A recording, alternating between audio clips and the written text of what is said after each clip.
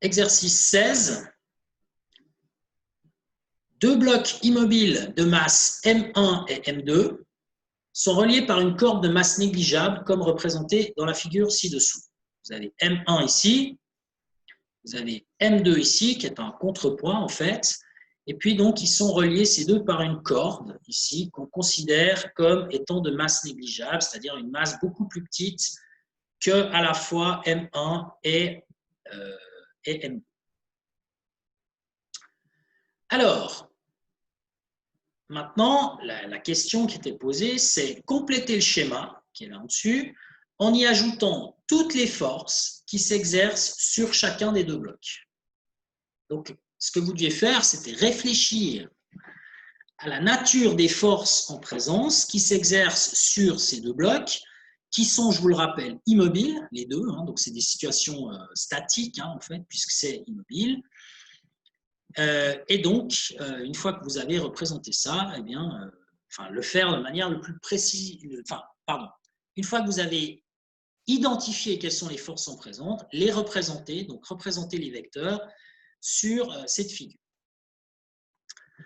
Alors, la première chose qu'on peut faire, c'est se dire que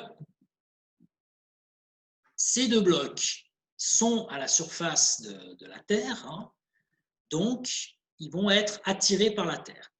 Et cette force d'attraction, c'est la force de pesanteur. Donc, on peut déjà dessiner une force, P1 dirigée vers le bas, pour le bloc 1, et puis on peut faire la même chose, que je vais faire en vert en fait, P2 pour le bloc 2, qui elle aussi, je vous rappelle que les forces de pesanteur, P1 et P2, elles sont verticales et puis vers le bas. Et ça, toujours. Toujours. Donc là, on a déjà représenté deux forces. Alors maintenant, qu'est-ce qu'il y a encore comme force? Eh bien, si on s'intéresse par exemple au bloc 1, eh bien le bloc 1, non, je ne devrais pas faire ça en fait, je devrais faire plutôt ça. Voilà, tac. Alors, le bloc 1, lui, il est statique. Donc, comme le bloc 1 est statique, je vais faire en rouge, pardon, voilà, comme il est statique, voilà, eh bien, ça veut dire que la somme des forces qui agissent sur lui est égale à 0. C'est la loi de la statique. Alors, qu'est-ce qu'il y a comme force? Eh bien, ce bloc 1, il est posé sur une surface. Il est posé sur le sol ici. Donc, on a vu que quand vous avez un corps qui est appuyé contre une surface, cette surface exerce sur le corps une force qui a comme caractéristique d'être perpendiculaire à la surface, justement. Donc, la surface ici, elle est horizontale. Donc, perpendiculaire à l'horizontale, c'est vertical. Donc, vous avez une force qui va vers le haut, qui est ce qu'on appelle la force de soutien. Alors, cette force-là, c'est une force de soutien. Et sa caractéristique, c'est qu'elle est perpendiculaire au sol. Alors, comme le sol, il est horizontal, eh bien du coup, j'écris tout ça, comme le sol est horizontal, eh bien du coup, la force, elle est verticale. La force de soutien, ce n'est pas toujours une force qui est verticale. Mais là, en l'occurrence, vu que le sol est horizontal, la force de soutien, elle est verticale. Et comme c'est le sol qui exerce sur le bloc, non seulement elle est verticale, mais en plus, elle est dirigée vers le haut.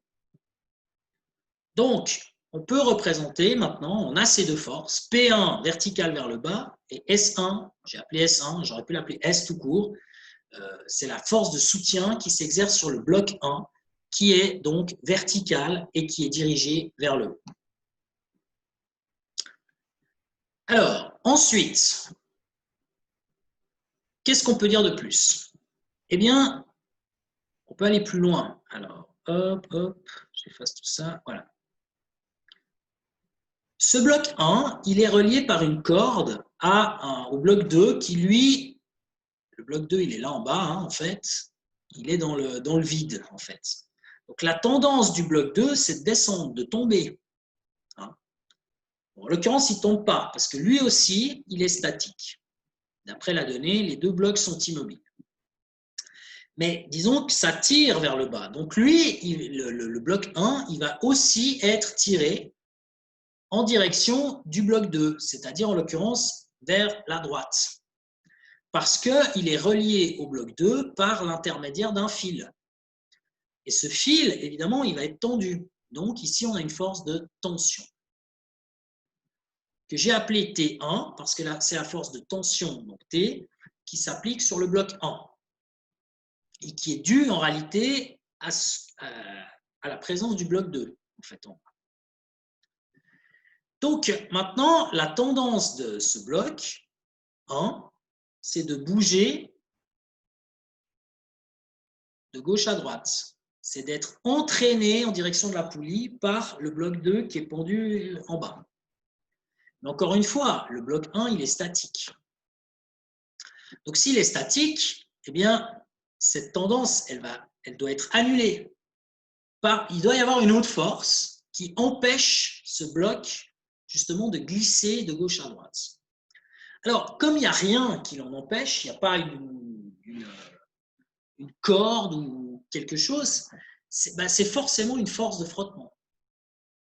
Alors, justement, ici, notre bloc 1, il va subir une dernière force qui est la force de frottement. Comme sa tendance au bloc, c'est de partir en direction de la droite, la force de frottement, elle doit s'opposer à cette tendance, comme on a vu dans la définition des forces de frottement. Donc, elle va aller vers la gauche. Donc maintenant, sur ce bloc, on a 4 forces. P1 vers le bas, S1 vers le haut, verticale, les deux, et puis 2 forces horizontales, T1, force de tension, et la force de frottement qui va T1 vers la droite, force de frottement vers la gauche. Alors, ça c'est une première chose. Pardon, je ne voulais pas faire ça. Alors, je vais un peu effacer les trucs qui ne sont pas très utiles. Voilà, comme ça. Donc, on a ces 4 forces. Alors maintenant, si on s'intéresse au deuxième bloc numéro 2 que j'ai dessiné en vert ici, lui aussi, sous l'effet du poids, sa tendance, c'est de descendre ici. Il a tendance à descendre. Mais en réalité, il ne descend pas, puisque lui aussi, il est statique. Donc ça veut dire qu'il y a une force qui s'oppose au poids. Et cette force, c'est quoi? En fait, vu qu'il est retenu par un fil, le fil va être tendu. Alors, donc, il subit une force de tension que j'ai appelée T2 parce que c'est la force de tension T, mais qui s'applique sur le bloc 2. Donc là, maintenant, ce qu'on a fait, c'est représenter ces différentes forces que j'ai dessinées en rouge pour le bloc qui est en haut, le bloc 1, et que j'ai dessiné en vert pour le bloc qui est pendu en l'air. Donc, rouge et vert pour différencier les forces qui agissent sur le bloc 1 ou sur le bloc 2. Donc, j'ai séparé les deux. Ce qu'on a fait là maintenant, c'est uniquement s'intéresser à la nature des forces. Quelles sont les forces? Force de soutien, force de pesanteur, force de tension, force de frottement. Et puis, on connaît aussi quelle est la direction et le sens de ces forces. Donc on sait par exemple que le poids il est vertical, donc direction verticale, vers le bas. Que la force de soutien elle est aussi verticale, mais vers le haut. Donc on a la direction et le sens. Que T1 est horizontal vers la droite et que FF est horizontal vers la gauche. Puis pareil pour le bloc 2, P2 est vertical vers le bas et puis T2 vertical vers le haut parce que le fil ici est vertical. Donc on connaît tout ça. Donc on peut faire un schéma des forces, on peut représenter ces forces, comme je l'ai fait d'ailleurs ici. Mais maintenant, est-ce qu'on ne peut pas en faire un petit peu plus? Parce que qu'est-ce qui reste là-dedans? Il reste la notion d'intensité. Ce que je n'ai pas précisé, c'est qu'on a aussi, ouais, je pourrais même le rajouter, hein, en fait, il y a encore un autre truc qu'on a pu représenter, c'est même le point d'application. On sait où elles s'appliquent, ces forces. Donc ça, c'est bon. Donc, on a la direction, le sens et le point d'application. Mais il reste une dernière chose qu'on n'a pas déterminée, c'est l'intensité. Alors, comme il n'y a pas de nombre dans la donnée de l'exercice, c'est difficile de calculer l'intensité des forces, c'est-à-dire le nombre de newtons. Mais par contre, il y a quand même des choses qu'on peut faire du point de vue de l'intensité. Qu'est-ce qu'on peut faire? Eh bien, je vais effacer tout ça et je vais descendre un petit peu ici. Je vous ai dit que le bloc 1, il est immobile, donc il est statique.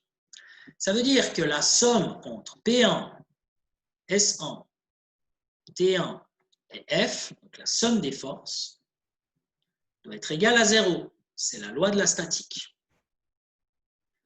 Alors, dans ce que j'ai dessiné ici, vous avez deux forces verticales, c'est le poids P1 et la force de soutien, une ici et une là. Donc ces deux forces, P1 et S1, attendez, je vais juste effacer ça, hein, en fait.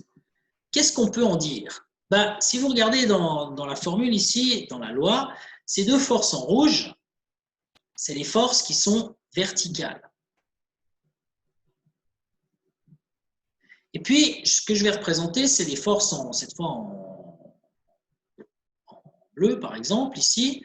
Vous avez deux forces, T1 et FF, qui sont cette fois des forces horizontales. Et ces deux, elles apparaissent ici. Donc, qu'est-ce qu'on peut dire? On peut dire que, comme on a deux forces verticales et deux forces horizontales, on a deux couples de forces qui doivent se compenser parmi. Donc, en fait, ce qu'on peut déjà dire ici, hein, c'est ce que j'ai marqué dans la petite phrase juste là, en fait. Verticalement, la force de soutien compense le poids, c'est-à-dire P1 et S1 se compensent. Donc, si elles se compensent, on a P1 plus S1 égale 0. Alors, du coup, comme elles sont les deux verticales, une vers le haut, une vers le bas, ben la seule manière que ces deux se compensent, c'est qu'elles aient la même longueur. Donc, il faut que P1 égale S1. Donc, en plus d'avoir dessiné les directions et le sens, eh bien, ce qu'on doit faire, c'est dessiner ces deux forces avec la même longueur. Parce que, comme elles ont la même intensité, car même intensité, ces deux forces, elles ont le même nombre de newtons. On ne sait pas combien, hein, j'en conviens, on ne sait pas combien c'est, mais on sait que c'est la même chose pour les deux. Donc, vous devez dessiner ces deux flèches, ces deux vecteurs de la même longueur. De même, horizontalement, ben, vous avez, j'avais fait ça en bleu, il y a deux forces horizontales, FF et T1. Donc, ces deux forces horizontales, elles doivent se compenser, puisque on a déjà les forces verticales ici qui s'annulent. Maintenant, il reste les forces horizontales. Ces forces horizontales, elles doivent s'annuler aussi. Donc, on doit avoir FF plus T1 qui est égal à 0. Donc, le seul moyen d'avoir ça, vu qu'il y a FF qui est horizontal vers la gauche, puis T1 qui est horizontal vers la droite, c'est que le seul moyen, c'est qu'ils aient la même longueur, en fait. Donc, FF et T1, c'est ce que j'ai marqué là. De même, horizontalement, la force de tension T1 compense la force de frottement, ou plutôt l'inverse, la force de frottement compense T1, hein, c'est la même chose. Ces vecteurs force ont donc la même longueur. Et donc, FF égale T1. Donc là, on peut dire exactement la même remarque. Ça, ces deux-là, elles doivent avoir la même longueur parce qu'en réalité, elles ont la même intensité. Donc, encore une fois, hein, on ne connaît pas ces longueurs. Donc, on peut les dessiner finalement n'importe comment. Mais au moins, on doit les dessiner de la même longueur. Donc, si vous choisissez, par exemple, de faire T1 avec 2 cm, bah, du coup, FF doit être de 2 cm aussi. Alors, ensuite, qu'est-ce qu'on peut dire de plus? Eh bien, ce qu'on peut dire de plus, c'est que cette force de tension, T1, qu'il y a ici, en réalité, elle va se propager à l'intérieur du fil. Donc, elle va se propager puisque le fil est tendu. Fil tendu.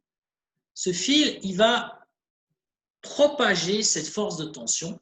Et cette force de tension, on va la retrouver ici. Donc, comme le fil, il est de masse négligeable, eh bien, on peut donc dire que T1, que j'ai dessiné en bleu, est égal à la force T2. En nombre de newtons. Hein. T1 et T2, ce n'est pas les mêmes. On ne peut pas écrire T1 égale T2. Ça, c'est faux. Ce n'est pas la même chose. Pourquoi c'est faux? Parce que T1 est horizontal, tandis que T2 est vertical. Donc, ce n'est pas les mêmes vecteurs. Quand on écrit les vecteurs comme ça, on ne peut pas dire que c'est la même chose. Mais par contre, ce qu'on peut dire, c'est qu'ils ont la même intensité. Ces deux vecteurs ont la même intensité parce que la force de tension, elle se propage à l'intérieur du fil. Donc, on a cette loi ici, T1 égale T2. Alors, je vous rappelle que nous, on a déjà écrit FF égale T1. Hein, ça égale ça. Et maintenant, vous avez T1 égale T2. Donc, ça veut dire finalement que FF égale T1 qui est égal à T2. Donc, quand vous avez choisi une longueur pour, par exemple, le vecteur T1, vous dessinez le vecteur FF avec la même longueur, mais vous dessinez aussi le vecteur T2 avec la même longueur. Ça veut dire même intensité, donc même longueur, même taille. Alors, maintenant qu'on a fait ça, il reste une dernière force, c'est P2. Que peut-on dire de P2? Eh bien, si on regarde le comportement du bloc 2, eh bien, ce bloc 2, il est statique. J'ai marqué ça ici. Hein. Le bloc 2 est aussi immobile. Donc, la somme des forces qui agissent sur lui, c'est-à-dire P2 plus T2, doit être égale à 0. Donc, ces deux forces, P2 et T2, hein, ici, là, ces deux-là, hop et hop, eh bien, la somme des deux doit être égale à 0. Comme elles sont les deux verticales, une vers le haut et une vers le bas, ça veut dire qu'elles se compensent. C'est ce que j'ai marqué là. T2 compense le poids P2. Et donc, comme elles se compensent, hein, le fait que P2 plus T2 égale 0 en vecteur, une vers le haut, une vers le bas, ça veut dire que P2 égale T2. Ils ont la même longueur, même intensité, donc même longueur. Donc ici, ça et ça, c'est la même longueur. Donc en définitive, vous avez cette relation que j'ai écrite ici, en rouge, hein, je vais la souligner, l'entourer. Vous avez la force de frottement qui est égale à la force de tension T1. La force de tension, elle se propage sur le bloc qui est pendu en l'air, donc qui est aussi égal à T2. Et d'après ce qu'on vient de voir, P2 égale T2, donc c'est encore égal à P2. Ce qui fait qu'en définitive, eh bien, si je rappelle les choses, vous avez quatre forces qui ont la même taille. Donc cette force FF qui a la même taille, qui doit avoir la même taille que T1, qui doit avoir la même taille que T2 et qui doit avoir la même taille que P2. Donc il y a une propagation en quelque sorte. Hein, donc ici, FF égale T1. On a ça, FF égale T1. Et puis ce T1 se propage ici, donc égale T2. Et puis T2 est égal à P2. Donc on a cette succession en fait, d'égalité. En fait. Donc toutes les forces horizontales sont les mêmes. Excusez-moi. C'est pas faux hein, ce que j'ai dit. Donc, FF et T1 sont horizontales, donc sont les mêmes. La poulie ici, elle fait que de dévier, donc c'est aussi égal à T2 et égal à P. Et puis à ça, on a encore un autre couple de forces, P1 et S1. Et donc, là, ce qu'on peut dire, c'est que P1 égale S1. Voilà le lien qu'il y a entre ces forces.